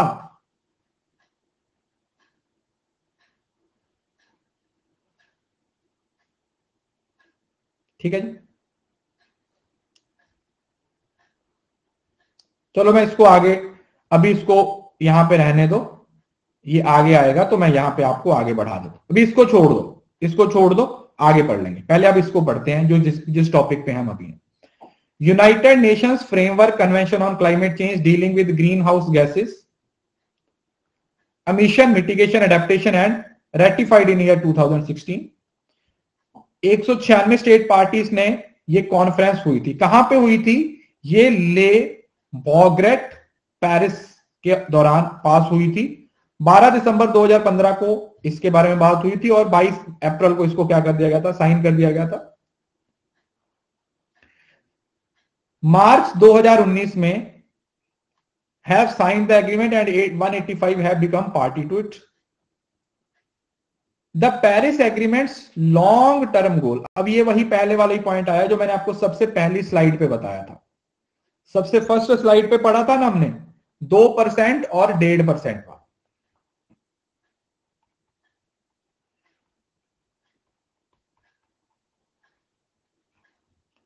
2% और 1.5%, 1.5% एंड 2%, ये उसी की बात हो रही है। अरे पार्टीज नहीं पूछा जाता पेपर में, टेंशन मत लो।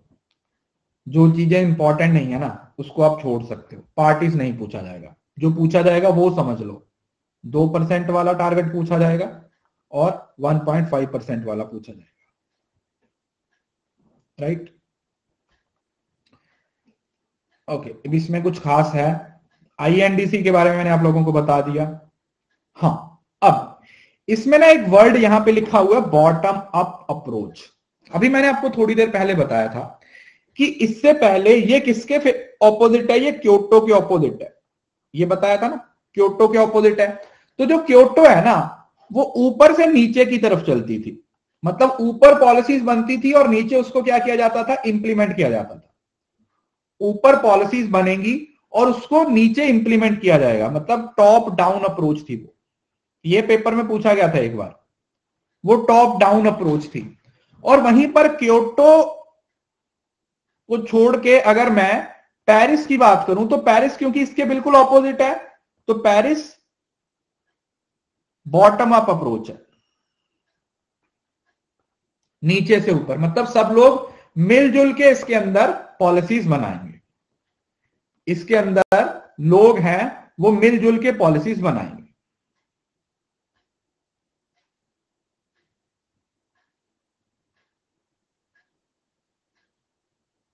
बात समझ में आ गई? मतलब सब लोग मिलके, मतलब पहले क्या होता था, सिर्फ टॉप वाले पॉलिसीज बनाएंगे, अब उन्होंने क्या कर दिया, डिसेंट्रलाइज कर दिया।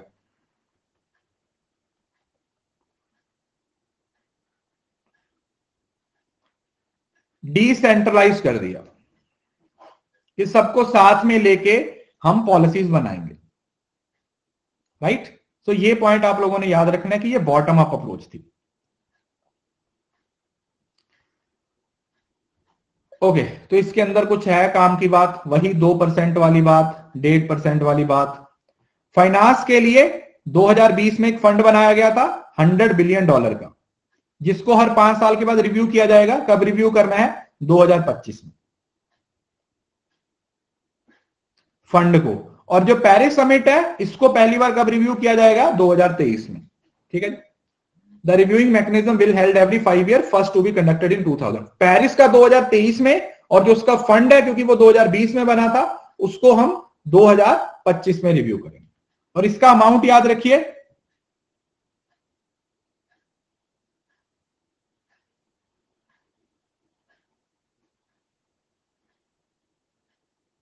$100 बिलियन,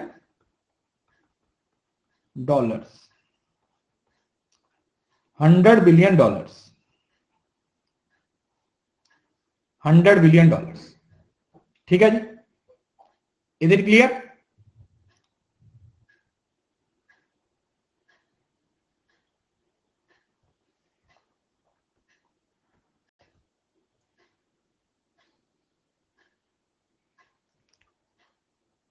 यूएनएफसीसी पार्टीज के द्वारा ही डिसाइड किया जाएगा ना।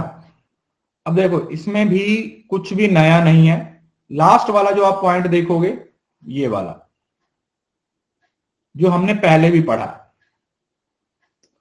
20-20-20 वाला, 20-20-20, 20-20-20 की बात हो रही है। पहला कि जो कार्बन डाइऑक्साइड की एमिशन है उसको 20% से रिड्यूस करना है, जो रीनेबल एनर्जी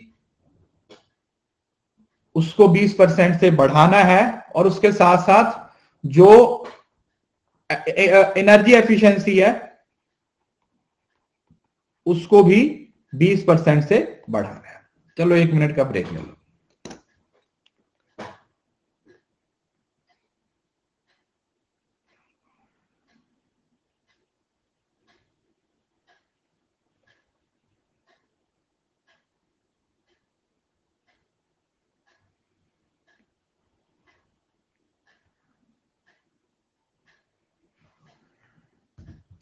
अरे एनर्जी एफिशिएंसी नहीं समझ रहे हो कि कितने अच्छे तरीके से आप एनर्जी को एफिशिएंट क्या करोगे, एनर्जी की एफिशिएंसी को बढ़ाओगे।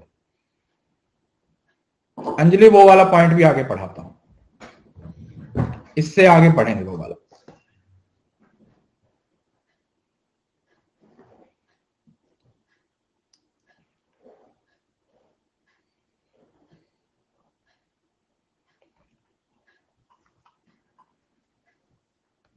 एक मिनट का ब्रेक ले लीजिए, उसके बाद शुरू करते हैं।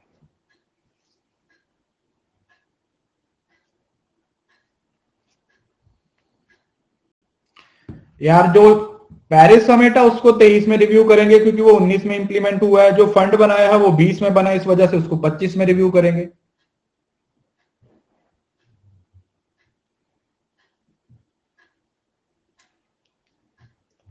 देखो कंफ्यूजन हो रहा है तो आप बाद में रिकॉर्डिंग देख लीजिएगा, क्योंकि अगर आप खुद से पढ़ोगे तो इससे 10 गुना ज्यादा कंफ्यूजन होगा। तो अल्टरनेटिव कोई नहीं है। मैंने पहले ही बोल दिया था इस यूनिट को शुरू करने से कि इस यूनिट को पढ़ने का और कोई तरीका ही नहीं है।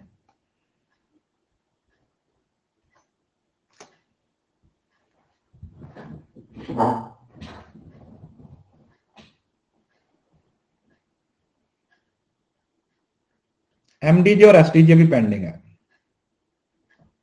इसके बाद करेंगे वो भी।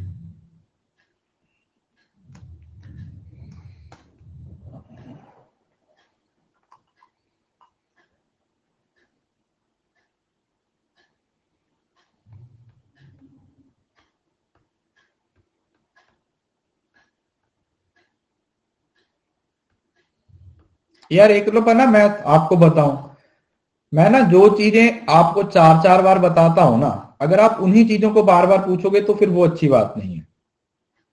समझ लो ना, जब मैंने शुरू किया था, देखो यहां पर मैंने आपको बताया था, देखो अब ये देखो मैंने यहां पर बताया था आप लोगों को MAF की फुल फॉर्म, मिटिगेशन, अडेप्टेशन और फाइनेंस। कभी कभी तो मुझे लगता है ना कि आप लोग ना क्लासेस को बहुत एज अ ग्रांटेड सा ले लेते हो कि ठीक है यार बाद में रिकॉर्डिंग मिल ही जाएगी। ऐसे नहीं होगा यार। अगर आपको लगता है ना कि कोई ना लाइव अगर हम ले रहे हैं तो कोई दिक्कत नहीं, रिकॉर्डिंग तो मिल ही जाएगी, तो फिर या तो आप फिर पूरा रिकॉर्डिंग ही देखा करो, है ना। बीच में जो चीजें ऑलरेडी आपको बहुत बार बता चुका हूं, अब देखो फिर से आप 1.5% और 2% वाला पूछ रहे हो। मतलब 4 स्लाइडों पे 4 बार आया और मैंने 4 नहीं कम से कम 6 बार पढ़ाया वो। अब अगर आप सुन ही नहीं रहे हो, आप समझ ही नहीं रहे हो, आपका ध्यान ही नहीं है, तो फिर मैं क्या करूं बताइए, आप खुद बताइए इस चीज को, है ना। जब वो चीज मैं ऑलरेडी 4 से 5 बार बता चुका हूं तो फिर आपका ध्यान ही नहीं है उसमें, मैं क्या करूं इसमें,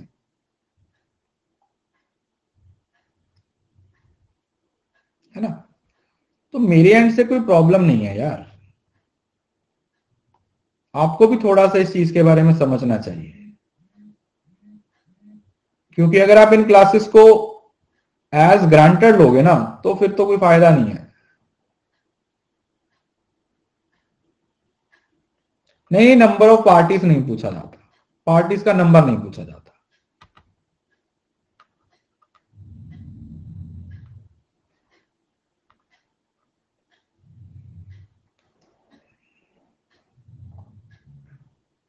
ओके, आगे सुनो। जो साइंटिस्ट हैं उनको क्या लगता है कि जो ये 1.5 डिग्री सेल्सियस का टारगेट है उसको अगर हम अचीव करना चाहते हैं तो हमें 2030 और 2050 के बीच में जीरो एमिशन को इंप्लीमेंट करना पड़ेगा। मतलब पूरे वर्ल्ड में CO2 की एमिशन को अगर जीरो कर दिया जाए, क्या कर दिया जाए, जीरो कर दिया जाए। अगर हम एमिशन को जीरो कर देंगे तो हम इस 1.5 डिग्री के टारगेट को क्या कर सकते हैं, अचीव कर सकते हैं। ये वाला पॉइंट दोबारा आया है, 100 बिलियन का फंड बनाया गया है।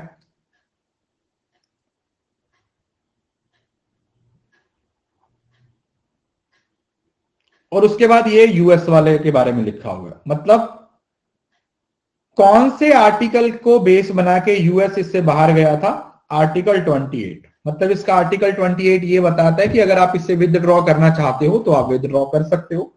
तो वो नवंबर 2020 में विदड्रॉ किया था, बट 19 फरवरी 2021 को रीज्वाइन कर लिया था।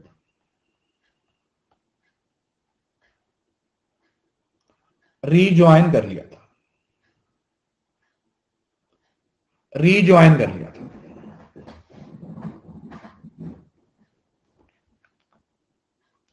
ठीक है जी।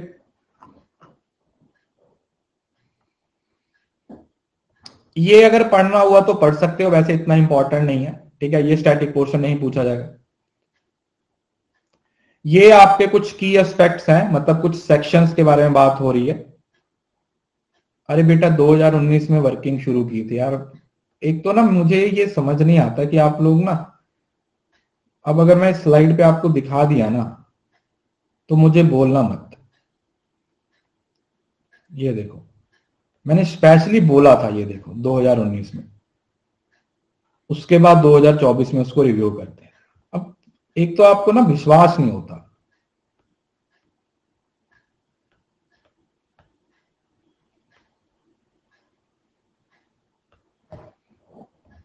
रेटिफिकेशन, रेटिफाई करने का मतलब क्या होता है? देखो, once the treaty has been signed, जब कोई भी ट्रीटी साइन हो जाती है, each state will deal with is according to its own national procedure. ठीक है, तो फिर हर कंट्री अपने नेशनल प्रोसीजर्स के अकॉर्डिंग क्या करता है, इसके साथ डील करता है। After approval has been granted under a state's own internal procedure, it will notify the other parties that they consent to be bound to the treaty. This is called ratification. मतलब sign करने का मतलब ये नहीं होता कि हम आपकी बातों को मानना शुरू कर दिया, जब तक वो रेटिफाई नहीं करेगा। मतलब साइन करने का मतलब तो उसको एक्सेप्ट कर लिया, रेटिफाई करने का मतलब अब उस प्रोविजंस के अकॉर्डिंग हम चलेंगे भी।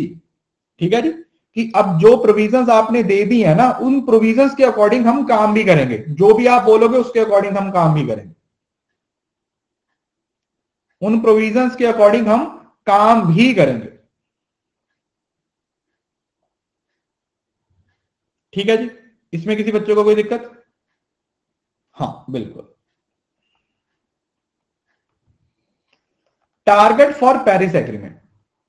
अब 2 से 3 कंट्रीज के कुछ टारगेट्स की बात हो रही है। ये जो इंडिया वाला टारगेट है ना, ये भी एक इंपॉर्टेंट पॉइंट है, बहुत ही ज्यादा इंपॉर्टेंट है। मैं इस पे स्टार लगा देता हूं क्योंकि ये भी पेपर में पूछा गया। पहले तो आपने एक 1.5% वाला और 2% वाला आप लोगों ने पढ़ लिया, उसके साथ एक और नया पॉइंट जो यहां पर आप लोगों ने ऐड करना है, वो है कि जो नॉन फॉसिल फ्यूल से एनर्जी आएगी वो कितनी किस लेवल तक लेके जानी है? 40% तक। मतलब हमारी जो टोटल पावर कैपेसिटी है ना, उसका 40% हम किससे लेना चाहते हैं? उसका 40% हम लेना चाहते हैं किससे? रीनेबल एनर्जी से। किससे लेना चाहते हैं? रीनेबल एनर्जी से लेना चाहते हैं। पहली बात, we want to take it from the renewable energy. और दूसरा, जो एमिशन इंटेंसिटी है ना जीडीपी की, वो 33 से 35% रखना चाहते हैं 2030 तक, as compare to 2005 level. GDP वाला पॉइंट आप लोगों ने याद रखना, कितना? 33 से 35%। मतलब इसके अंदर क्या क्या आया? एक तो 2 डिग्री वाला पॉइंट आया, 1.5 डिग्री वाला पॉइंट आया, 40% वाला पॉइंट आया, और 33 to 35% वाला पॉइंट आया। Is it clear? तो ये 4 पॉइंट इस पूरे टॉपिक का क्रक्स आप लोगों को देते हैं। ठीक है जी। और 20-20-20 वाला भी ऐड कर लो, 20-20-20 वाला भी इसके अंदर ही था। मतलब ये अच्छा खासा भरा हुआ टॉपिक है, तो इसमें से काफी सारी चीजें आपसे पूछी जाती हैं। 20-20-20 वाला पॉइंट भी है। अब एक चीज मैं आप लोगों को और बता देता हूं, यहां पे आईएनडीसी वाला भी ऐड कर लेना। 5 साल के लिए, 5 इयर्स की बात हो रही है। 100 बिलियन वाला फंड, $100 बिलियन वाला फंड है। ठीक है, सब लिख लेना। एक बार पेपर में पूछा गया था ये वाला जो पॉइंट है ना, 2020 के पेपर में पूछा गया था, 33 से 35% को 1/3 लिखा हुआ था। 1/3, 1/2 ऐसा करके पूछा गया था।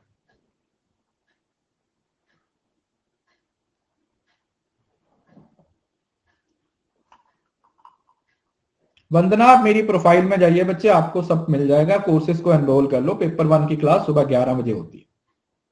ठीक है, तो ये इंडिया के टारगेट है। चाइना, यूएस, यूरो के टारगेट हमारे लिए इंपॉर्टेंट नहीं है। ठीक है, so you can skip it, आपको ये याद करने की जरूरत नहीं है। हमें सिर्फ ये वाला टारगेट याद करना है इंडिया का, कि हमारा टारगेट क्या है। ठीक है,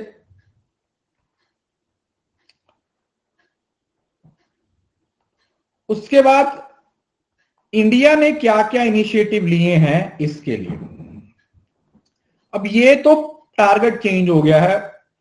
पहले हमारा एनर्जी वाला टारगेट होता था, कम होता था, अब 450 गीगावाट वाला टारगेट है, 450 गीगावाट कि हम इतनी रीनेबल एनर्जी है वो प्रोड्यूस करना चाहते हैं। ठीक है, तो ये इसको आप पढ़ना चाहते हो तो पढ़ सकते हो, क्योंकि ये डेटा अपडेट हो गया है, तो इसको हम किसी ना किसी क्लास में दोबारा पढ़ेंगे, क्योंकि ये करंट अफेयर्स का पार्ट बन जाता है। समझ रहे हो ना, जो 2016 में चीजें हो चुकी हैं वो चेंज नहीं होंगी, बट जो चीजें 2021 में आ रही हैं, 22 में आ रही हैं, वो आपके करंट अफेयर्स का पार्ट बनता है। ठीक है, तो उसको हम करंट अफेयर्स के अकॉर्डिंग ही पढ़ेंगे। हाँ, ये इंपॉर्टेंट है कि इंडिया के अंदर एक नेशनल अडेप्टेशन फंड सेटअप किया गया है। कितने का? 100 करोड़ का।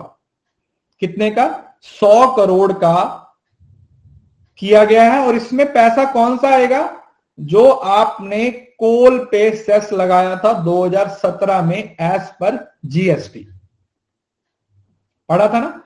जीएसटी पे जो सेस लगाया था 50 से 100 हुआ था, फिर 100 से 400 हुआ था, उसका पैसा आपका नेशनल अडेप्टेशन फंड में आएगा।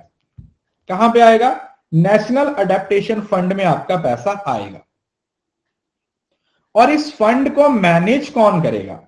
NABARD, that is national bank for agriculture and rural development. किसके द्वारा सेटअप किया जाएगा? नाबार्ड के द्वारा। मतलब कौन मैनेज करेगा इस सारे पैसे को? नाबार्ड के द्वारा इस पैसे को मैनेज किया जाएगा। That is managed by the national bank for agriculture and rural development. और इसको नेशनल इंप्लीमेंट एंटिटी के द्वारा क्या किया गया है? अपॉइंट किया गया। It has been appointed by national implement entity. Paris agreement के बाद जो नेक्स्ट समिट हुई थी COP 22, कौन सी हुई थी? COP 22। कहां पे हुई थी? माराकेश, मोरक्को में। और यहां से इस मीटिंग को एक और नाम दिया गया, CMA। CMP थी मॉन्ट्रियल से, CMA माराकेश से एक नया रूल दिया गया, और इसको एक्शन COP या फिर एग्रीकल्चर COP का नाम देगा। सिर्फ इतना ही याद रखना आपने, और डिटेल में जाने की जरूरत नहीं है। इसके अंदर से कुछ भी नहीं पूछा जाएगा। इसके अंदर से सिर्फ ये है कि रूल बुक की तरह इसने काम किया, इसको एक्शन COP का नाम दिया गया या फिर एग्रीकल्चर COP का नाम दिया। एक्शन COP और एग्रीकल्चर COP का नाम दिया गया। ठीक है, एक्शन COP और agriculture COP। India and Paris agreement. देखो, इंडिया वाले टारगेट मैंने सारे आप लोगों को बता दिए। अब इसके अंदर एक पॉइंट और है जो यहां पर हमने ऐड करना है। देखो, ये 33 से 35 वाला भी बता दिया आप लोगों को, कौन से थे? Nationally determined NDC। अब 40% वाला भी बता दिया। एक पॉइंट इसके अंदर और है कि 2030 तक हम एक एडिशनल कार्बन सिंक क्रिएट करेंगे। कितने का? 2.5 से 3 बिलियन टन। ये वाला पॉइंट ऐड कर लो, ये वाला लिखा हुआ है ना, ये वाला 2.5 से लेके 3 billion ton of carbon dioxide के बदले में हम उतना जितना ये जो मिशन होगी ना, इसके बराबर हम क्या करेंगे? हम इतने पेड़ पौधे लगाएंगे, हम इतने पेड़ पौधे लगाएंगे, हम इतना एनवायरनमेंट को प्रोटेक्ट करेंगे, हम इतना एनवायरनमेंट को बचाएंगे। ये हमारा टारगेट होगा। This will be our target. Okay जी। एक सेकंड,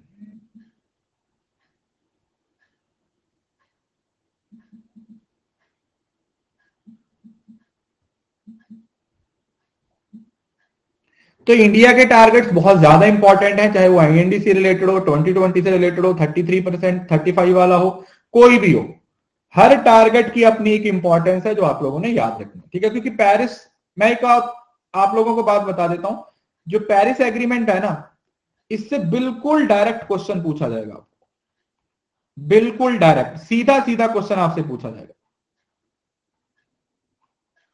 बिल्कुल सीधा सीधा क्वेश्चन आप लोगों से पूछा जाएगा। कहां से? पेरिस एग्रीमेंट से। तो इस वजह से इसको समझना, इसको याद करना, इसको दिमाग में बिठा लेना आप लोगों के लिए बहुत ज्यादा जरूरी है। सीओपी 25, ठीक है, ये इतना इंपॉर्टेंट नहीं है, ठीक है। जो अभी लेटेस्ट वाली है ये करंट अफेयर्स का पार्ट बनेगी। उसके बाद ये तो हम पहले पढ़ चुके हैं, कार्बन मार्केट, ये हम पहले डिस्कस कर चुके हैं क्योटो प्रोटोकॉल के अंदर। इसके अंदर दो पैरामीटर आए थे ना, एक ऑफसेट वाला और एक से ट्रेड वाला, कि एक में तो आप क्या कर लेते हो, दूसरी कंट्री से खरीद लेते हो, है ना, दूसरी कंट्री से क्या कर लेते हो, खरीद लेते हो कि ठीक है भाई तुम्हारे पास क्रेडिट ज्यादा है तो आप हमें बेच दीजिए, हम उसको खरीद लेंगे। और दूसरे में क्या था, दूसरे में आप क्या करते हो, आप किसी दूसरी कंट्री में जाके कोई कार्बन प्रोजेक्ट्स लगा देते हो,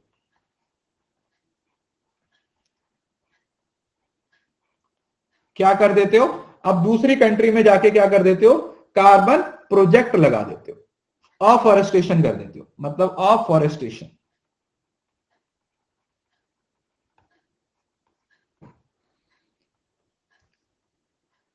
क्लाइमेट न्यूट्रल कुछ खास नहीं है, हाँ ये आ गया आपके काम की बात। अभी मैंने आपको बताया था जो इसको नेशनली डिटरमाइंड कंट्रीब्यूशन भी बोल दिया जाता है और कई बार इसको इंटेंडेड भी बोल दिया जाता है, इंटेंडेड, ठीक है, आई भी लगा दिया जाता है कभी कभी इसके आगे, इंटेंडेड, कि मतलब जितना हम मान के चल रहे हैं कि ये हमारा टारगेट होना चाहिए, समझ रहे हो ना, कि जितना हम ये मान के चल रहे हैं कि हाँ भाई ये हमारा नेशनली डिटरमाइंड कंट्रीब्यूशन होना चाहिए, इतना हम अचीव कर सकते हैं, या ये हमारी अप्रोच होनी चाहिए किसी भी पर्टिकुलर टारगेट को अचीव करने के लिए। मतलब अगर हम इसको अचीव करना चाहते हैं तो हमारी क्या अप्रोच होनी चाहिए, ये उस चीज के बारे में बताते हैं। सो it means the contribution that need to be done by the each individual country to achieve the overall global goal। मतलब एक अम्ब्रेला गोल बना दिया जाएगा और उस गोल के अकॉर्डिंग हर कंट्री को बोल दिया जाएगा कि आप बताइए इसमें से आप कितना हेल्प कर सकते हो। मतलब जैसे 100 है, सपोज करो 100 एक लिमिट है, तो इंडिया ने बोल दिया ठीक है भाई हम इसका 3 हिस्सा करेंगे, चाइना ने बोल दिया हम इसका 4 हिस्सा करेंगे, समझ रहे ना, इस तरीके से सारे देशों के अंदर उसको क्या कर दिया जाता है, बांट दिया जाता है, और वो हर कंट्री अपने हिसाब से डिसाइड करती है। The contribution need to be reported every 5 year of to UFC, और आप पिछले 5 साल में क्या किया उसकी रिपोर्ट आपको किसे देनी पड़ेगी, यूएनएफसीसी को देनी पड़ेगी, हर कंट्री के द्वारा। हर कंट्री अपने 5 साल का रिकॉर्ड, अपने 5 साल का हिसाब किसको देगी,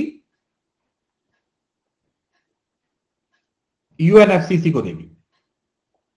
और दूसरा इंपॉर्टेंट पॉइंट है, these are not legally binding, ये कोई लीगली बाइंडिंग नहीं है, ठीक है जी, ये कोई लीगली बाइंडिंग नहीं है, क्योंकि इसके अंदर तो हर देश को अपना टारगेट देने का मतलब है कि आप अपने हिसाब से फिक्स कर लो।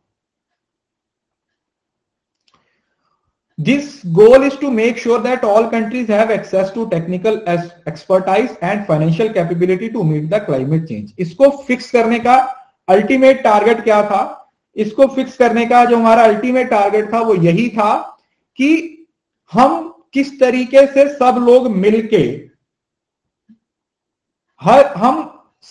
मिलके किस तरीके से क्लाइमेट चेंज को डील कर सकते, ठीक है, अल्टीमेट एम यही है, अल्टीमेट एम यही है। एक सेकंड,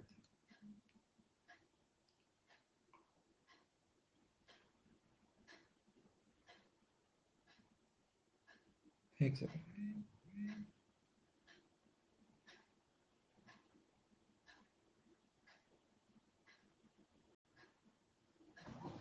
ओके, ये हो गया इंटेंडेड नेशनली कंट्रीब्यूशंस। तो हर कंट्री का एक अपना कंट्रीब्यूशन हो गया, जिसमें हम हर कंट्री को अपना अपना टारगेट दिया गया, हर कंट्री को अपना अपना टारगेट दिया गया कि ठीक है भाई, इंडिया का अपना टारगेट है, किसी दूसरी कंट्री का अपना टारगेट है, राइट।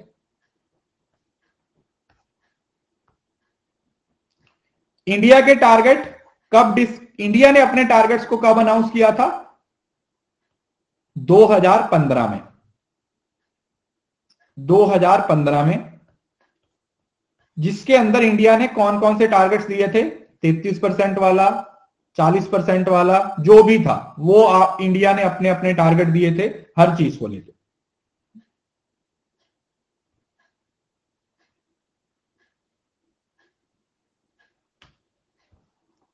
उन टारगेट्स को एक अलग साइड पे लिख लीजिएगा।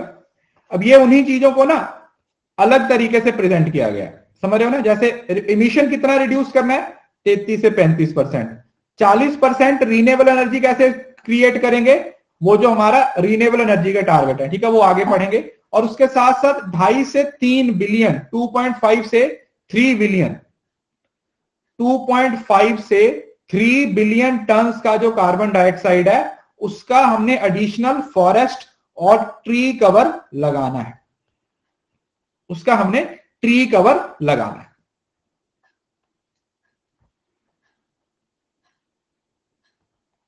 ओके, उसके बाद तो ये आगे आपका रिन्यूएबल एनर्जी का पार्ट बनेगा, तो इस वजह से इसको हमें डिटेल में जाने की जरूरत नहीं है।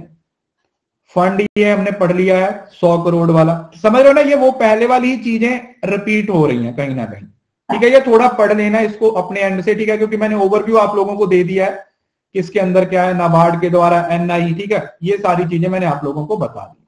तो ये पहले वाले ही पॉइंट है, इसमें कुछ भी नया नहीं है। देखो ये वाला हमारा पूरे का पूरा टारगेट आर्टिकल कौन सा है? ये पेरिस एग्रीमेंट का आर्टिकल 2। एक बार इन सारी चीजों को पढ़ लीजिए, हो रिपीट ही रही है, बट अगर आप जैसे एक चीज को 2 बार पढ़ोगे, 3 बार पढ़ोगे, अगर वही चीज पीपीटी में 3 बार है तो पीपीटी पढ़ते ही आपकी 3 बार रिवीजन हो जाएगी, है ना?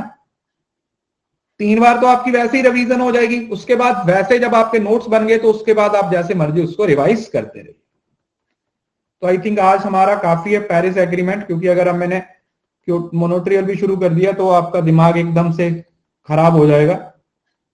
तो मोनोट्रियल प्रोटोकॉल को कल पढ़ेंगे, मोनोट्रियल के साथ कल एसडीजी और एमडीजी भी पढ़ेंगे जी।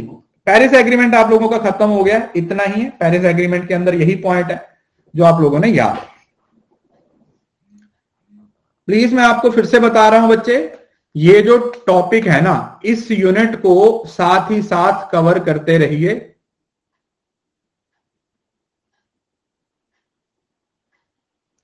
क्योंकि इसमें याद करने के लिए इतनी सारी चीजें हैं कि अगर आपने अभी से इसको डेली बेसिस पे रिवाइज नहीं किया तो आप भूल जाओगे।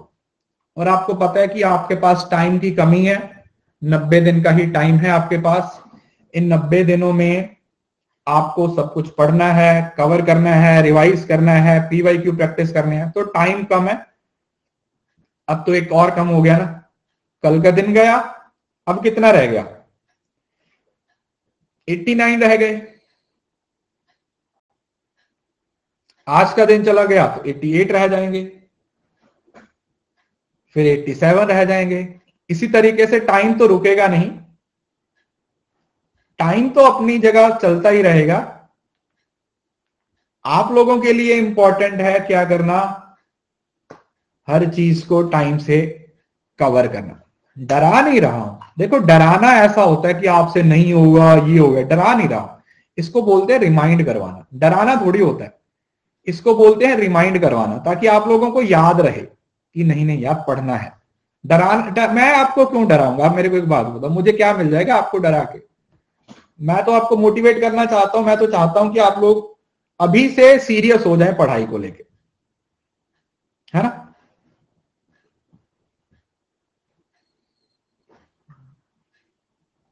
मैं तो ये चाहता हूं कि आप अभी से सीरियस हो जाएं पढ़ाई को लेके। ऐसा ना हो कि 50 दिन और निकल जाएं, 30 दिन और निकल जाएं, उसके बाद आपको रियलाइज हो कि यार अब हमें सीरियस होना है। नहीं, सीरियस होके पढ़ाई अभी से शुरू कर दीजिए, क्योंकि अब अगर अभी सीरियस नहीं हुए तो फिर तो क्या ही बोले। है ना।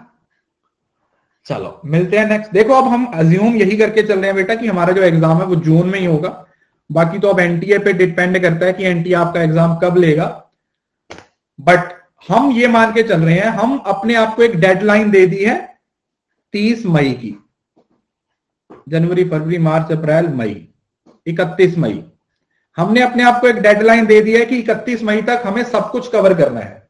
ठीक है जी, हमने अपने आप को एक डेडलाइन दे दी है कि 31 मई तक हमें सब कुछ कवर करना है, सिलेबस, कंटेंट, सब कुछ। सर स्टडी मटेरियल, बेटा ये स्टडी मटेरियल ही तो है, क्लास के बाद आप पीडीएफ को डाउनलोड कर सकते हो, पीडीएफ से आप क्लास को डाउनलोड कर सकते हो ना क्लास के बाद। चलिए मिलते हैं नेक्स्ट क्लास में। Thank you so much, God bless you all. इसी तरीके से पढ़ते रहिए, इसी तरीके से मेहनत करते रहिए, जेआरएफ जरूर क्लियर होगा। कंसिस्टेंसी बनाए रखिए, एफर्ट्स करते रहिए और अपना 100% देते रहिए। Thank you so much, bye, take care, ध्यान रखिएगा, खुश रहिए।